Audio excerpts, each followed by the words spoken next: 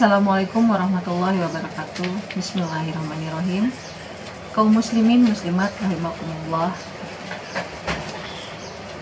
Marilah kita tidak henti-hentinya memanjatkan puja dan puji syukur kita kepada Allah Subhanahu wa taala, karena dengan nikmatnya lah Allah masih mengizinkan kita untuk dapat menjalankan puasa di bulan penuh berkah ini.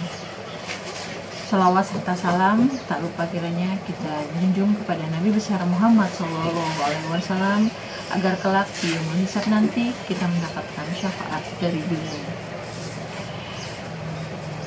Kaum muslimin muslimat rahimakumullah, pada kesempatan kali ini izinkan saya membawakan kultum dengan tema Ramadan, momentum untuk memperbaiki hati.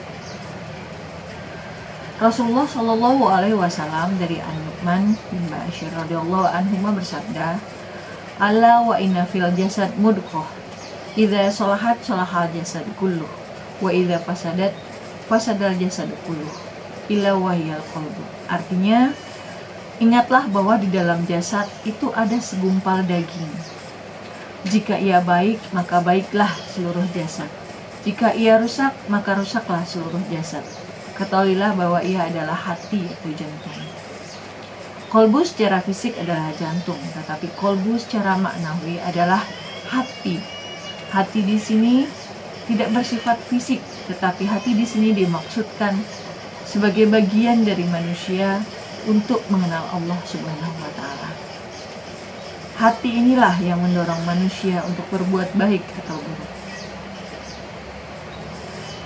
Terdapat Alkisah tentang Luqmanul Hakim. Suatu hari Luqmanul Hakim diperintahkan oleh raja untuk menyembelih seekor kambing dan mengambilkan daging yang terbaik untuk raja. Kemudian Luqman pun menyembelih kambing dan membawakan lidah dan hati untuk diberikan kepada raja. Raja pun heran dan bertanya, "Wahai Luqman, bukankah tadi aku memerintahkanmu untuk mengambilkan daging terbaik untukku?"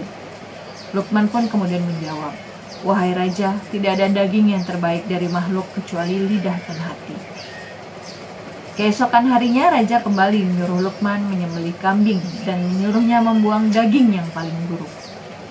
Luqman pun kembali menyembelih kambing dan kemudian mengambil dua daging, yaitu lidah dan hati, dan diserahkannya kepada raja.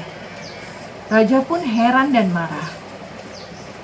Kemudian ia bertanya, "Wahai Luqman, bukankah tadi aku memerintahkan kamu untuk mengambilkan daging yang terburuk? Lalu kenapa engkau mengambilkan kembali daging ini?" Kemudian Luqman menjawab, "Maafkan hamba, wahai raja. Tetapi yang hamba lakukan itu sudah sepatutnya.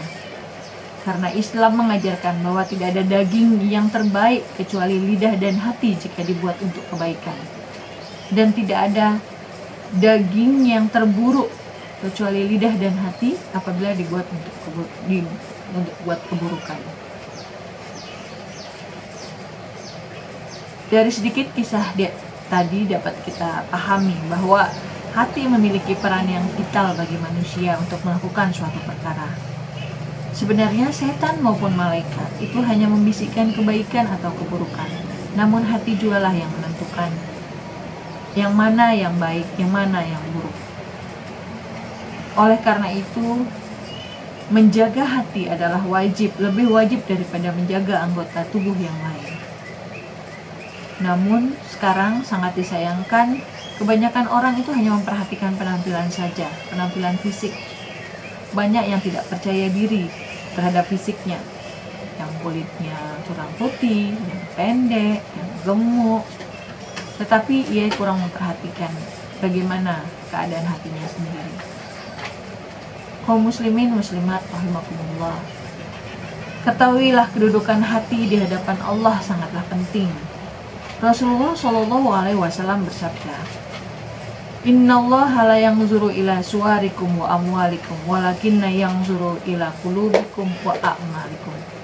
Sesungguhnya Allah tidak memandang kepada rupa dan harta kalian, melainkan Ia hanya melihat kepada hati dan amal kalian. Hadis riwayat Muslim.